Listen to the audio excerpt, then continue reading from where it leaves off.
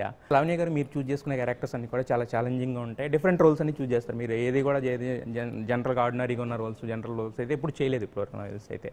So మరి ఏదైనా ఒక సిరీస్ కానీ ఒక సినిమా కానీ యాక్సెప్ట్ చేయాలంటే మీరు ఏం చూస్ చేసుకుంటారు, క్రాస్ చెక్ ఏం చేసుకుంటారు? ఎస్పెషల్లీ ఈ మిస్ పర్ఫెక్ట్లో మిమ్మల్ని బాగా ఇన్స్పైర్ చేసిన ఎలిమెంట్స్ అంటే ఏం చెప్తారు చేయడానికి? నాకు first point to sign anything నా ముందే చేసిన వర్క్తో కొంచెం డిఫరెంట్గా ఉండాలి. అది నా thought.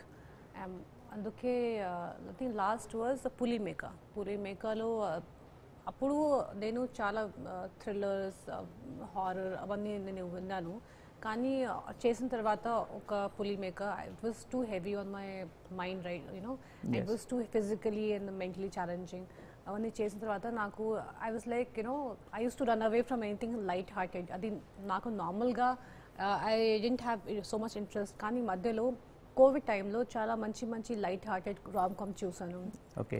And I was like okay నా మేబీ దిస్ ఈజ్ వన్ జానరా ఐ షుడ్ ఎక్స్ప్లోర్. అప్పుడే ఈ స్క్రిప్ట్ వచ్చింది కరెక్ట్ టైంకి. అండ్ ఆఫ్టర్ పులిమేకర్ actually. And I was like okay. And writing was very interesting. And that time Vishwak was not on board.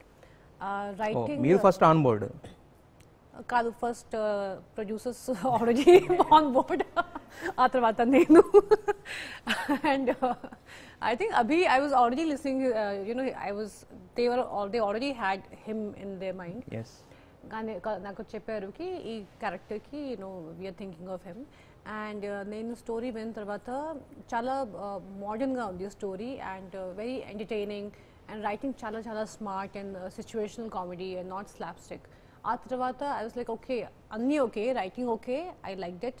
కానీ director ఎవరు? Director obviously is going to be the captain of the ship. Yes. So when I came to know Vishwak is doing it, and I know his work from Skylab, and I feel that that movie was one of its kind and very different take, and everything. I like such kind of things.